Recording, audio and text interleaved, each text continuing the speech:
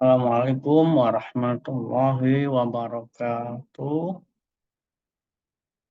Pada temuan pagi hari ini kita akan mempelajari teknik analisis data untuk penelitian eksperimen dengan desain quasi eksperimen dan true eksperimen.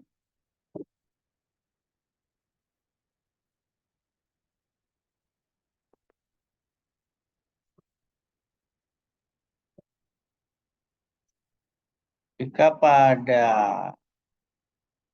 temuan sebelumnya kita sudah mempelajari untuk desain yang pra-eksperimen. Nah, sekarang kita akan mempelajari untuk analisis data penelitian yang desainnya menggunakan quasi eksperimen atau eksperimen murni, ya, true eksperimen. Nah, kalau desain penelitian yang digunakan itu adalah eksperimen semu atau true eksperimen, quasi eksperimen, atau true eksperimen, ya, eksperimen semu atau eksperimen murni, itu nanti pilihan analisis datanya ada dua. Kalau memenuhi syarat parametrik, yaitu sebaran datanya normal dan homogen, maka menggunakan independent sample t-test. Bedanya kalau di komparatif itu yang diuji T langsung skornya. Kalau ini nanti kita akan mencari gain score terlebih dahulu. Gain score itu selisih antara skor pretest dengan skor post-test. Sedangkan kalau non-parametrik, nanti kita akan menggunakan yang namanya uji Mann-Whitney U-test.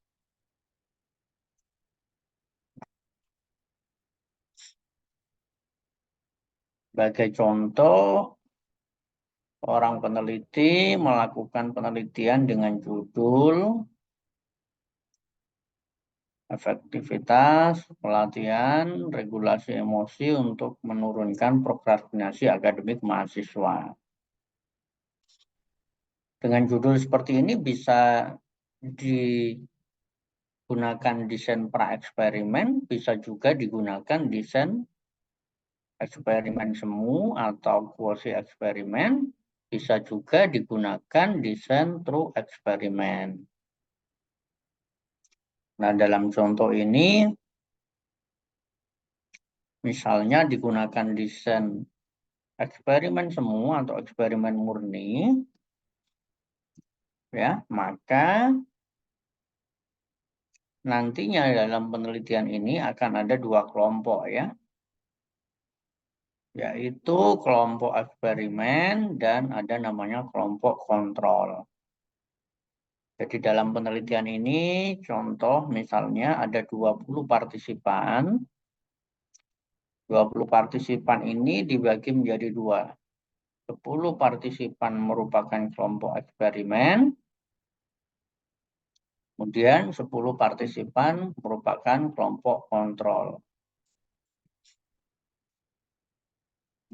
Sebelum diberikan intervensi berupa pelatihan pada kelompok eksperimen, kedua kelompok ini dilakukan pengukuran atau disebut dengan pretest, ya.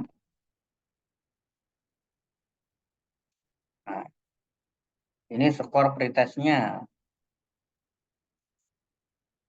Di bagian sini yang di coding dengan angka 1 ini adalah kelompok kontrol, sedangkan yang di coding dengan nomor 2 atau angka 2 ini adalah kelompok eksperimen. Jadi kedua kelompok sebelum intervensi diberikan pada kelompok eksperimen itu dilakukan pretest terlebih dahulu. Nah, ini skor pretestnya. Setelah pretest, kemudian pada kelompok eksperimen diberikan pelatihan berupa pelatihan regulasi emosi, misalnya 1 minggu ya, atau 2 minggu, atau 3 minggu. Sedangkan kelompok kontrol tidak diberikan apapun ya, tidak diberi intervensi apapun. Nah, setelah dilakukan pemberian intervensi selama 3 minggu misalnya pada kelompok eksperimen, kemudian kedua kelompok, baik kelompok kontrol maupun kelompok eksperimen diberikan lagi pengukuran yang disebut post-test. Nah, dari data ini, data hasil pengukuran sebelum dan setelah intervensi, ini akan kita lakukan uji beda. Menguji perbedaan prokrastinasi akademiknya sebelum diberikan intervensi dan setelah diberikan intervensi. Apakah ada perbedaan yang signifikan atau tidak? Nah, oke. Maka data yang sudah kita dapat ini kita akan masukkan ke SPSS menjadi seperti ini ya. Ada grup tadi, ada skor pretest, kemudian ada skor post-test. Nah, ditambah lagi di sini ada namanya gain score, skor selisih antara post-test dengan pretest ya. Skor selisih antara post-test dengan pretest. Jadi kita biasanya sederhananya kita akan melakukan pengurangan ya. Skor post-test ini dikurangi skor pretest ya. Skor post-test dikurangi skor pretest. Skor setelah diberikan intervensi ya, kita kurangi dengan skor sebelum diberikan intervensi. Kalau menggunakan SPSS kita bisa dari sini ya, transform, compute variable, kemudian di sini bisa kita tulis score misalnya, lalu ini skor, ini yang pretest yang mana ya? Skor post-test kita masukkan, terus dikurangi,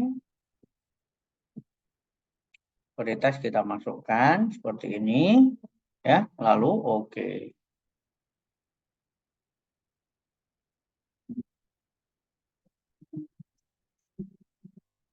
Apa nih?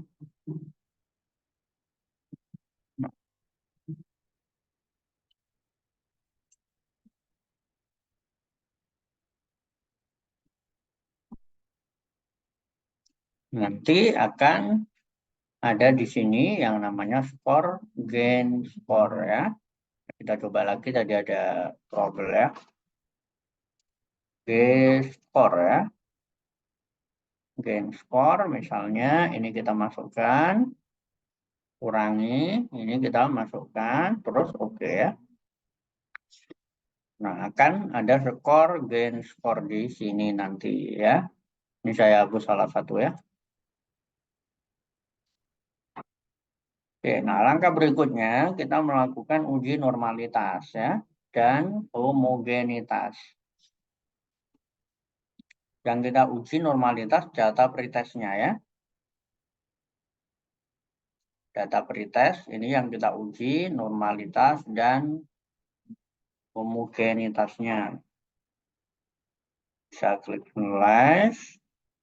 Kemudian deskriptif, explore ya. Kita masukkan data pretestnya ke depend variable. Kemudian kita masukkan grup ya ke dalam faktor listnya. Lalu klik plot, kita centang normality, klik continue, klik OK.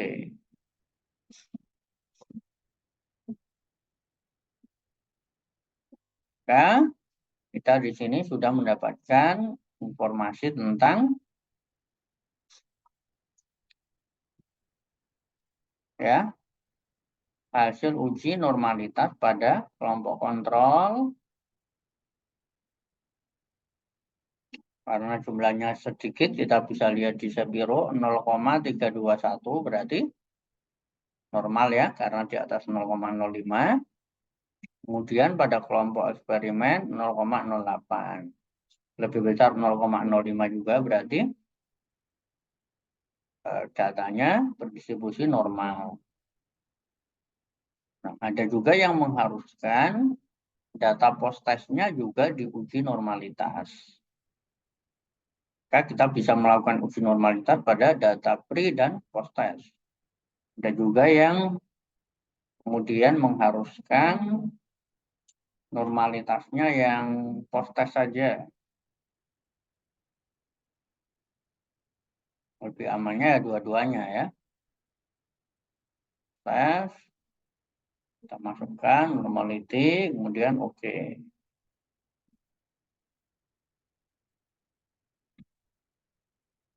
Kita lihat untuk data post-testnya. Skor progresi pada kelompok kontrol 0,160 normal ya. Di atas 0,05. Pada kelompok eksperimen 0,381 juga normal di atas 0,05. Nah, setelah kita melihat uji normalitasnya, yang berikutnya kita lihat untuk uji homogenitas. Nah, kalau uji homogenitas yang bertujuan melihat apakah kedua kelompok memiliki karakteristik yang sama, itu yang kita uji homogenitasnya adalah data pretest ya.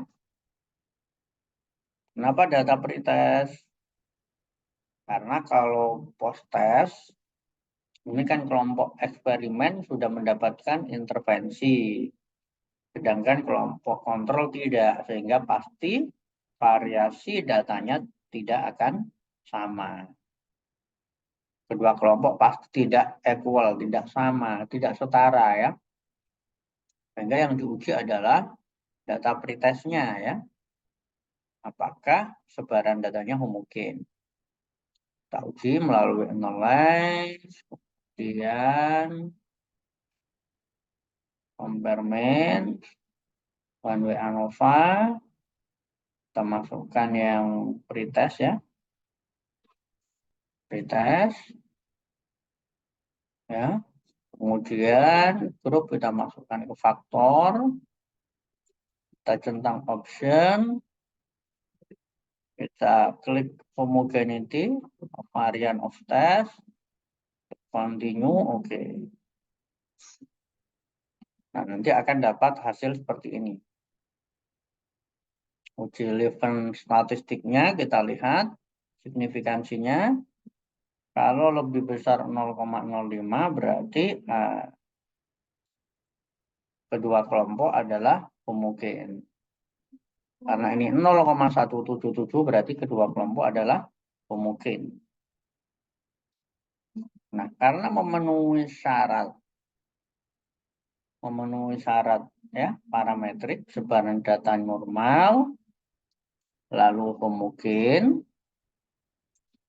maka jika kita analisis kita akan menggunakan uji T independent sample t-test. Beda di sini ya. Analyze, compare, nanti pilih independent sample t-test. Nah, Hanya saja yang perlu diperhatikan di sini yang diuji beda adalah skor gain skornya ya. Skor selisih antara post test dan pretest. Dan skornya yang diuji ya. Kemudian grup masukkan. Define group 1 tulis 1, 2 tulis 2, continue. Bisa diklik option. Ini nggak perlu ya. Kemudian oke.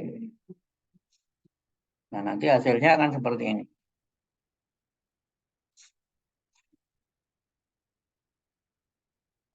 Ketahui di sini pada kelompok kontrol rata-ratanya adalah min 0,1. Min 0,1 di sini berarti rata-rata penurunan. Kalau minus itu bacanya penurunan ya. Kalau tidak ada tanda minus peningkatan. Min 0,1 berarti rata-rata penurunan prokrastinasi akademik pada kelompok kontrol itu min 0,1. Sedangkan rata-rata penurunan prokrastinasi akademik pada kelompok eksperimen yang mendapatkan pelatihan regulasi emosi itu sebesar 12,20. Jadi dengan diberikan pelatihan regulasi emosi itu, penurunan prokrastinasi akademiknya pada kelompok eksperimen adalah 12,2, sedangkan pada kelompok kontrol hanya 0,1. Nah, kalau membaca hasilnya, kita bisa lihat di sini, skor T-nya, T sama dengan 15,549, dengan signifikansi 0,000, berarti lebih kecil dari 0,01. Maka kita dapat katakan ada perbedaan yang signifikan skor prokrastinasi akademik antara kelompok kontrol dengan kelompok eksperimen. Berarti apa? Berarti pemberian pelatihan regulasi emosi bisa dikatakan signifikan menurunkan prokrastinasi akademik mahasiswa. Nah, kalau misalnya tidak memenuhi syarat parametrik, berarti kita menggunakan Mann-Whitney.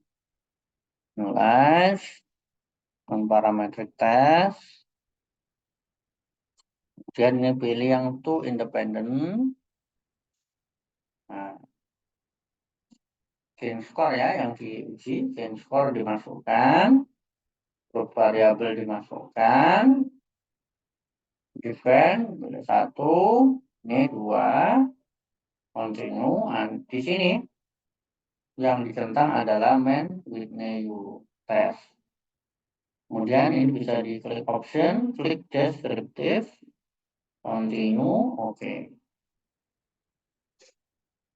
Nah, akan muncul data seperti ini ya. Ya, teman-teman.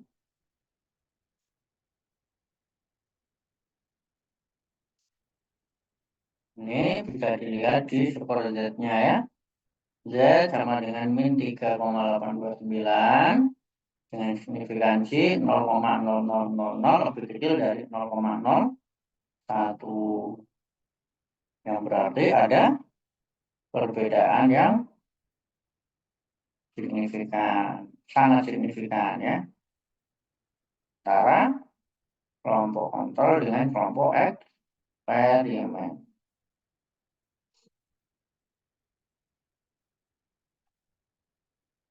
Nah, cara pelaporannya bisa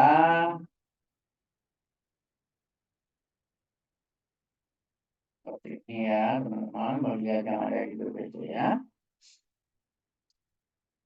Hasil analisis deskriptif menunjukkan rata-rata penurunan skor prokrastinasi pada kelompok adalah min 0,10.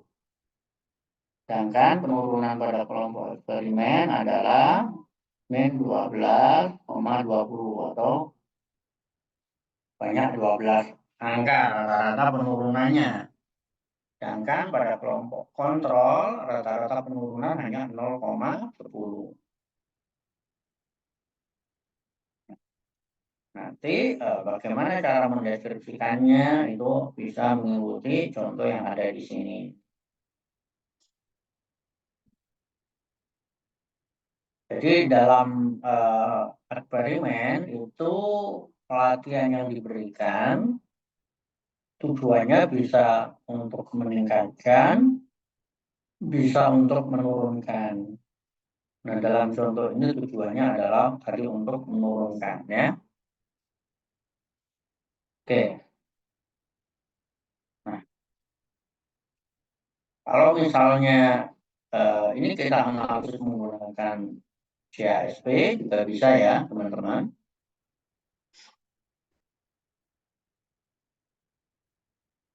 Dari data yang tadi sudah diinput di FPSS, bisa dibuka di CASP ya.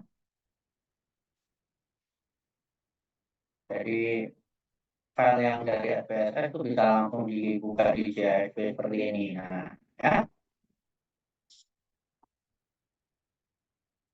Ada kelompok kontrol, ada kelompok eksperimen ya. Ini skor pretestnya, skor post-testnya, skor gain score-nya ya. Nah, kalau menggunakan JSP, tinggal diklik di sini, di tes, kemudian pilih independent sample di tes, diklik seperti ini. Nah, pada saat teman-teman mau melakukan pengujian uji normalitasnya, di sini di define variable bisa dimasukkan skor post testnya.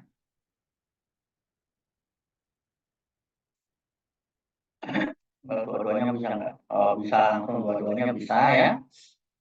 Karena ada yang mengharuskan pre and post, kedua-duanya dilihat ya. Tapi sebenarnya kalau yang prosesnya saja yang diuji normalitas itu sudah cukup ya. Jadi yang diuji normalitas adalah skor proses. Skor variabel tinggal dimasukkan. Nanti bisa dicentang di sini, assumption check normalitas, normalitasnya dicentang. Nah, nanti kita akan dapat data di sini ya. Assumption check normalitas. Untuk skor pretest, normalitasnya ya. Kelompok kontrol 0,32 normal, kelompok eksperimen 0,08 normal, karena lebih besar 0,05. Kemudian untuk post-test kelompok kontrol signifikansi P, signifikansinya 0,16, lebih besar 0,05 berarti normal ya. Lalu kelompok eksperimen 0,381 berarti normal. Gitu ya. Setelah melakukan uji normalitasnya, kemudian bisa dilihat uji homogenitas. Tadi yang harus diuji homogenitas adalah yang pretest ya. Pretest. Uji homogenitas tinggal tentang equality varian, kemudian klik yang seperti ini ya. Nah, nanti kita akan dapat tes equality of varian ya. F1,970 signifikansi 0,1 berarti lebih besar 0,05, artinya sebaran kedua data pada kelompok kontrol dan eksperimen adalah homogen. Karena kedua data pada kedua kelompok adalah homogen, maka bisa menggunakan independent sample titer atau kalau di sini disebut student. Sedangkan kalau misalnya tidak memenuhi uji asumsi, berarti kita menggunakan non parametrik atau main width-nya. Tinggal dicentang main width-nya ketika tidak memenuhi syarat penggunaan parametrik ya. Tapi kalau memenuhi syarat yang dicentang yang T student. Tapi harus ingat di sini yang diuji perbedaan adalah gain score-nya. Jadi dikeluarkan dulu, gain score dimasukkan, tinggal dicentang student atau main width-nya ya.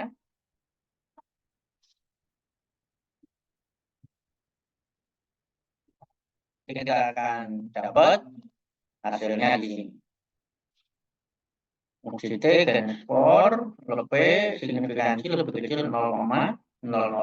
Berarti ada perbedaan yang sangat signifikan. Hasilnya sama ya.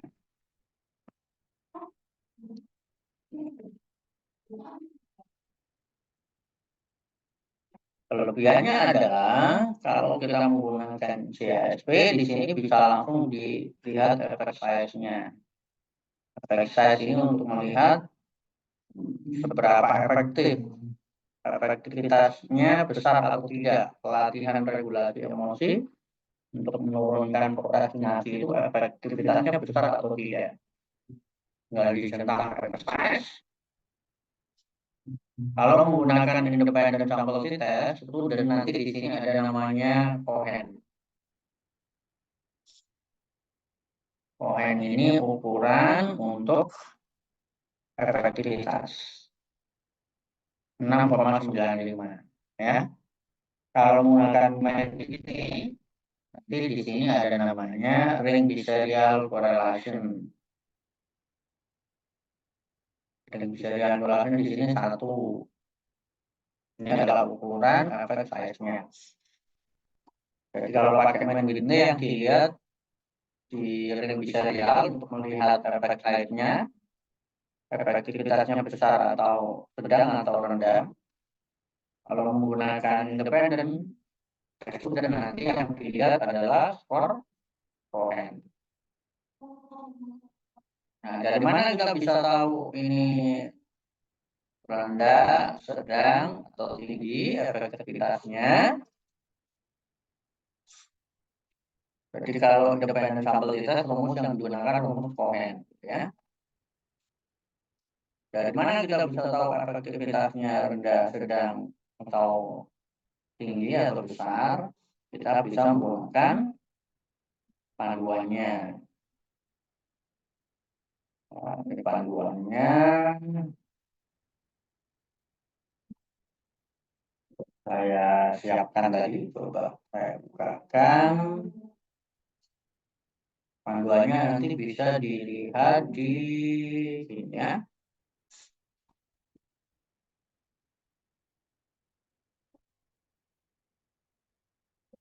Bagian akhir buku ini ada ukuran efek size. Nah, ini tinggal dilihat di sini. Kalau misalnya tadi Cohen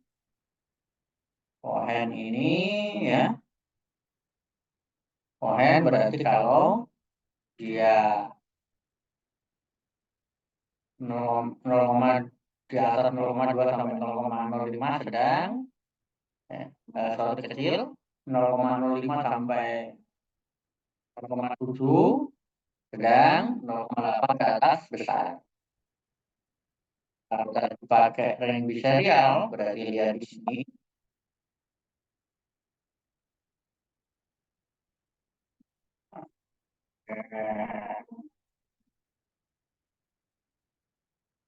Ya, kalau korelasi tinggal dilihat di sini ya.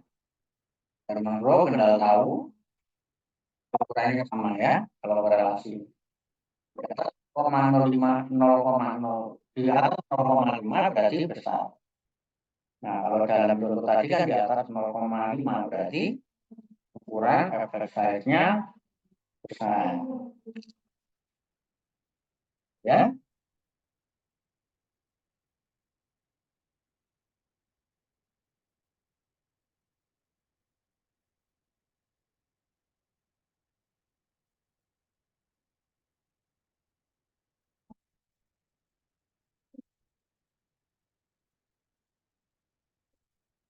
Ya, adalah